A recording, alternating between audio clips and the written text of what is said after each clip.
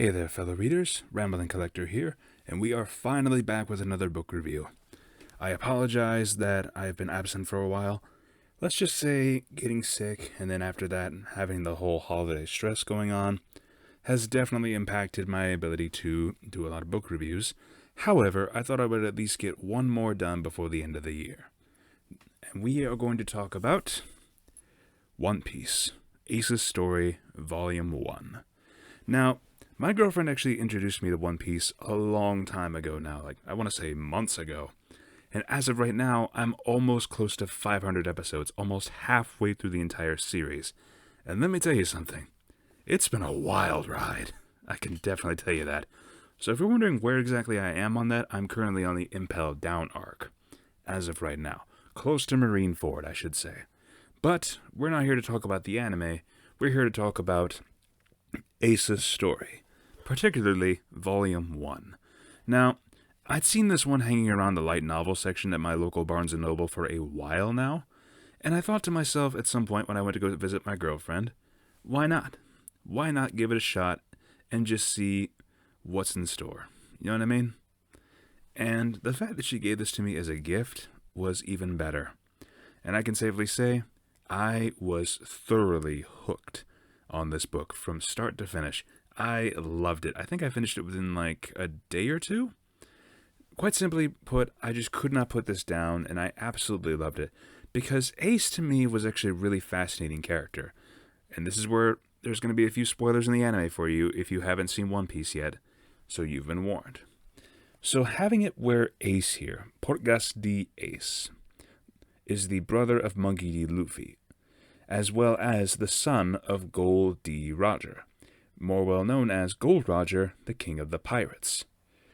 And watching Ace making his way as a pirate of his own accord, eventually becoming the captain of the group known as the Spade Pirates, as well as his introduction to Masked Deuce, who becomes his co-captain, as well as how he acquires the Flame Fruit, how he acquires his fire powers, all of that is covered in this one volume. Now, there is a second volume out that talks about how he comes to join the Whitebeard Pirates, which you can bet that I will be reading and reviewing after finishing this one here. And I will say, for it only being 100 or so pages, this is a really engaging read, and I really wish we would get more novels like this that expands the world of One Piece. For instance, I've seen characters from movies and such that I feel would make fantastic stories. For instance, Gran Tesoro, the main antagonist of One Piece film Gold.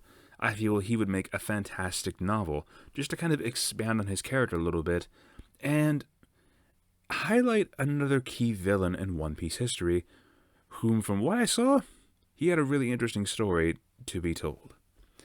Now with Ace here, we not only see his beginnings as a captain of the Spade Pirates, as well as how he acquires the Flame Fruit, but we also see how fast he goes throughout the story of One Piece.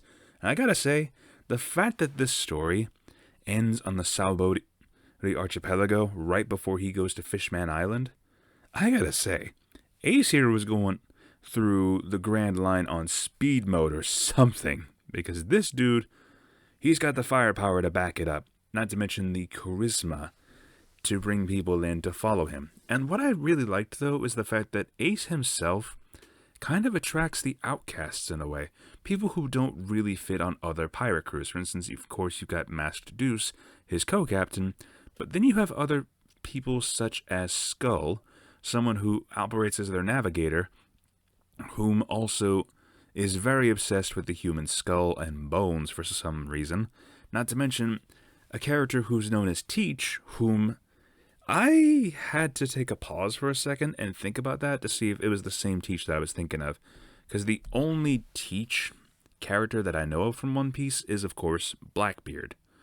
But after they described him about how he was a man who simply wanted to become a teacher at one point, I was like, okay, we're good. We're good. Because I was thinking, after seeing Ace and Blackbeard fighting at one point in the anime, seeing how they would have possibly been former crewmates with Teach serving under Ace, while it would have been interesting, at the very least now I see that it probably wouldn't have fit as well. But I will say, it definitely would have been pretty interesting if that were the case, but thank God it wasn't. Also, can I just say, them meeting this character here, particularly this redheaded female, Isuka, who serves as a admiral in the Navy, or an officer in the Navy, I should say. The fact that she herself has experiences with fire, being burned as a child on both of her hands, hence why she wears gloves, I figured that there would be a very personal, I want to say, vendetta between her and Ace, just because, he uses fire powers, but no, there was none of that.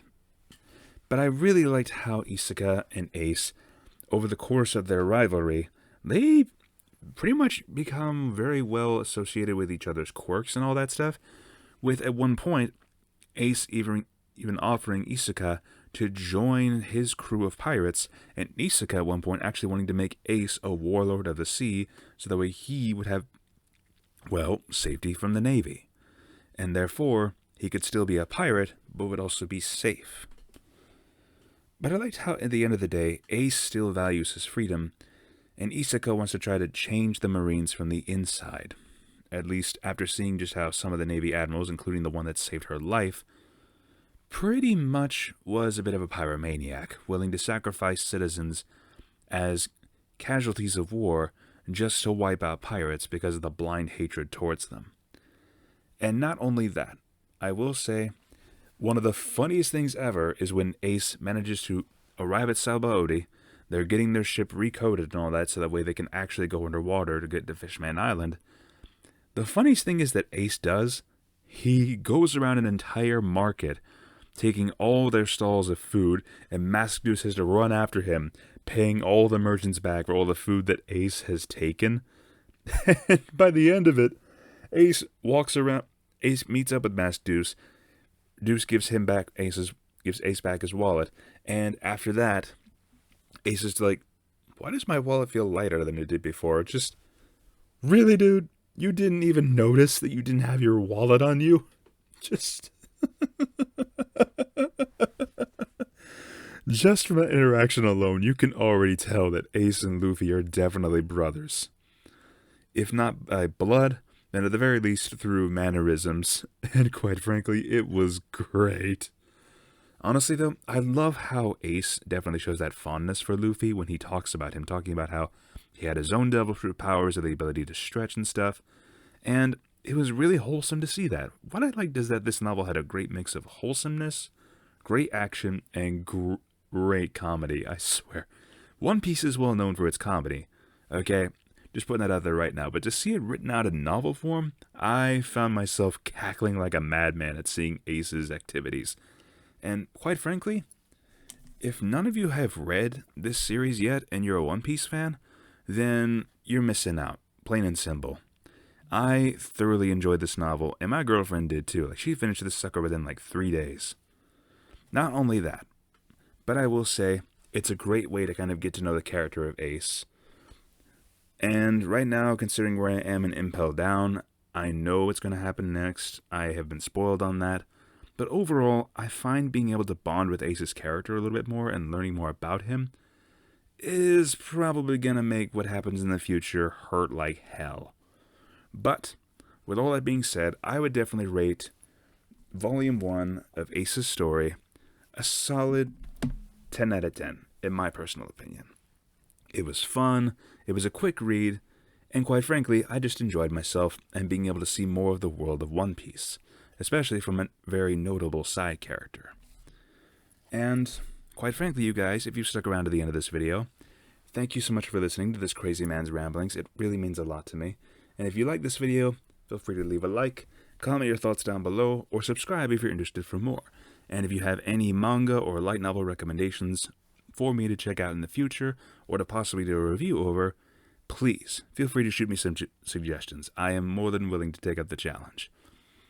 And once again, you guys, thank you so much for listening. If you want to see some of the other manga or light novels that I've covered in the past, I will leave a link to the playlist here at the end of the video, and feel free to explore it at your leisure. You might find something you may know or you may not know.